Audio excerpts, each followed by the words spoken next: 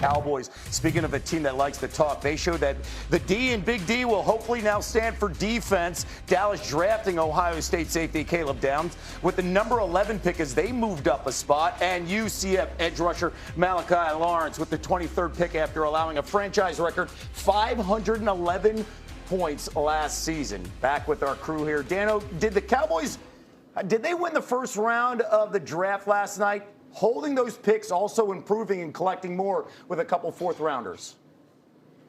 Yeah, they had a great first round. I think the NFC East in general had a great first round, candidly.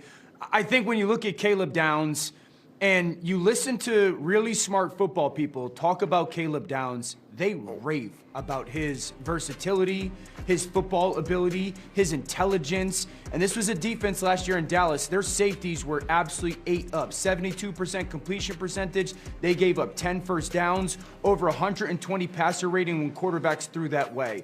I'll be fascinated to watch Christian Parker, who's their new defensive coordinator, use them. I would imagine they would use Caleb Downs in a similar way that the Eagles did with Cooper DeJean. And then Malachi Lawrence, I was tipped off a little bit just watching Chris Long, the ex-great Philadelphia Eagle and Los Angeles Ram, or St. Louis Ram, talk about him. He raved about his talent. So a Cowboys team that had massive defensive issues got two very, very good defensive players. And Graz right here next to me yesterday, we were talking about the one thing you can say about the Cowboys, they draft really well. And disciplined. And they did a really good job last night. How do you view it, especially moving up one spot, then dropping back three? So they had a list of guys they wanted on defense, and really by the time Sonny Styles went off the board at 7, Downs was the one that was left. So they tried to get up to 9 with Cleveland, couldn't do it because they were worried the Giants were going to take Caleb Downs. And then after that didn't happen, they go up one spot just to make sure nobody jumps over them and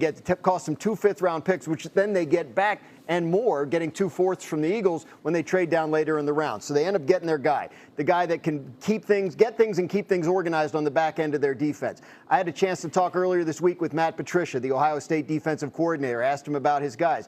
He said, Downs is anything you want him to be. He said he's the best punt returner in this draft. Said he's better in the slot than we used him last year. Like, he can do that. If you go back and look at like how he covered Tyler Warren 2 years earlier or the year before. So I think they got the perfect player for them with their first pick, and I thought they got good value later. I mean, when you look at Downs, I think everybody that followed him in college football at Alabama, when he walked on campus, Nick Saban was blown away. I mean, this young man was designing plays as a 4-year-old. He's a savant. I'm not kidding. His mom said that. He was putting together stuff, so we understand. What do you think of this idea and this fit with Downs here? Yeah, I was there that first spring. I covered the spring game. I remember talking to Nick Saban and Kevin Steele, the current defensive coordinator.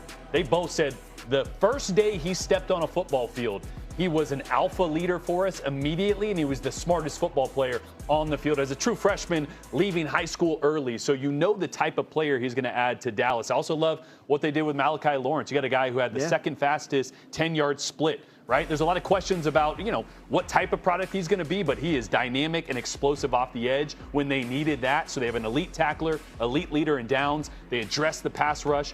And also something we haven't really talked about either, the timing of George Pickens signing that franchise tag. Whatever happens, at least gives them flexibility today and through the window of this draft to decide what that future looks like if any other teams are entertaining that idea to trade for him. Let's get our defensive guy away. And what do you think of what the Cowboys did? Because they had a ton of holes on the defensive side in the offseason. They addressing 2 of them specifically here last night.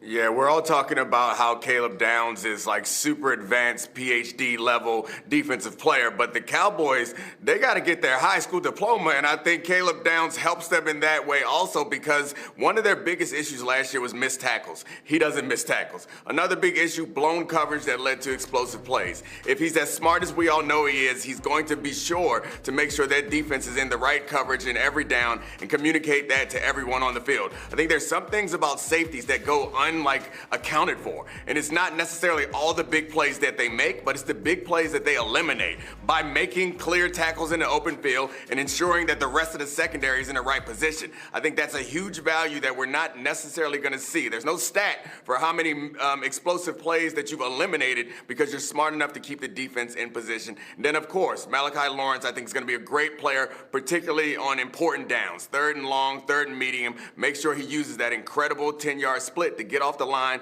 and get sacks and create havoc in the backfield. They did an excellent job in this draft. Happiest guy in Dallas last night was Christian Parker, the new defensive coordinator coming from the Eagles, and he coached the secondary there under Vic Fangio. He gets 2 critical pieces, so we will see how this plays out with the George Pickens saga over the next couple days. Coming up, is it 2 on here with you back on Get Up, and Arizona we go, where the Cardinals ended up keeping the 3rd pick and then drafting Notre Dame running back Jeremiah Love, making him the first running back drafted in the top 5 since Saquon Barkley went to the Giants at number 2 in 2018.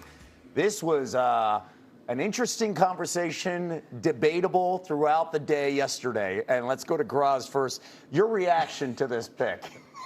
You got to make me be the bad guy. Not at all. You provide fantastic context, specifically at the number 3 spot, not so much the player. Awesome player. Yeah. Terrible pick. Like at 3, it doesn't make sense to take a running back unless you're. I mean, like if the Rams had the 3rd pick, right, and they're ready to go, and maybe. But the reason it doesn't make sense is financial. There is a salary cap in the NFL. The rookie contracts are all slotted. The 3rd pick is going to get the same contract no matter what position he plays. In this case, it's $52.5 million over 4 years, $13.1 a year. That is almost as much money per year as Jonathan Taylor makes from the Indianapolis Colts. Look, 1 pick later, the Titans take Carnell Tate, wide receiver. His annual salary is going to be roughly a little bit less than what Khalil Shakir makes from the Buffalo Bills.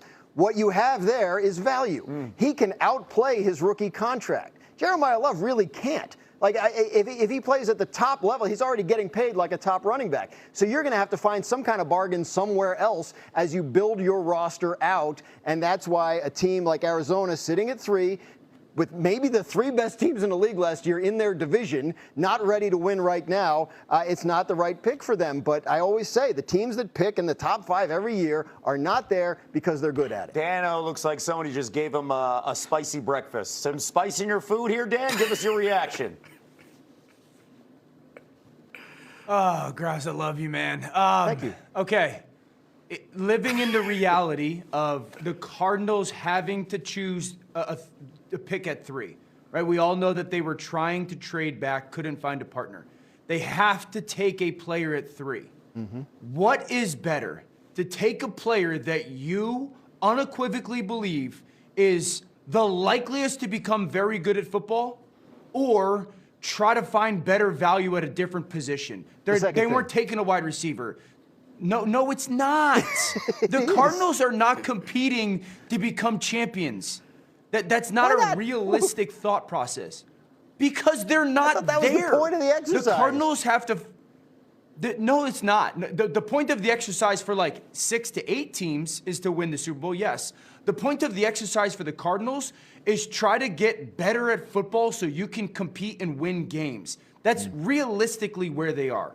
The best way to do that is to add good football players and figure out the salary cap later. They have the most cap space in the NFL in 2027. They got the most cap space in the NFL in 2028. They have 2 players on their football team making more than $10 million. Take good football players and don't overthink this. That was the right decision. Nick, what are your thoughts? Yeah, I understand the logic behind what Graz is saying, but I think what it comes down to, the reason why I think it wasn't a good choice was not. No, let me finish. The reason why I think it wasn't a good choice was not because you're paying him a lot of money. Like, I don't mind paying a running back a lot of money if we are in a situation where we're prepared to get the most out of that running back. I think the reason to be critical of this choice is not because he's going to be one of the top running backs paid. The reason to criticize this is because they don't have a good O-line. They don't have a quarterback. Normally, you need these things in order for your running back, for you to get the value out of this pick. Now, in their meager defense, I would say that it doesn't matter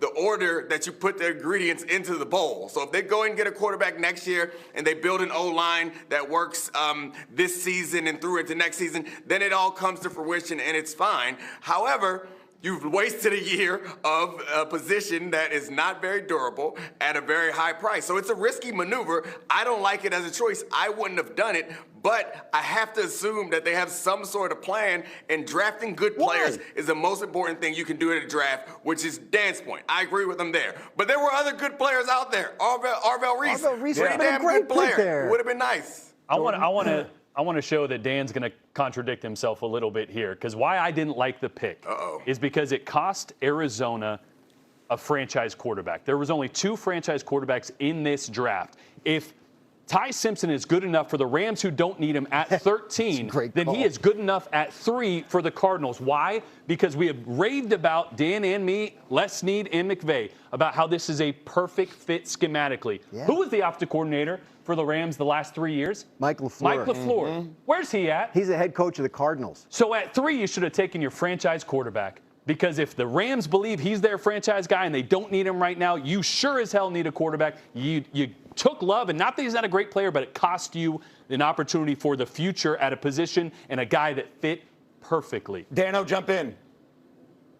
Jordan, I don't all that disagree with that thought. And the Cardinals wanted him. I know that, okay? I don't disagree with that. I have been adamant in saying, listen, taking him in the top 5, meaning Ty Simpson, because of the college starts, feels like, all right, you're losing even me. So I think you will. But just like Mendoza might. But that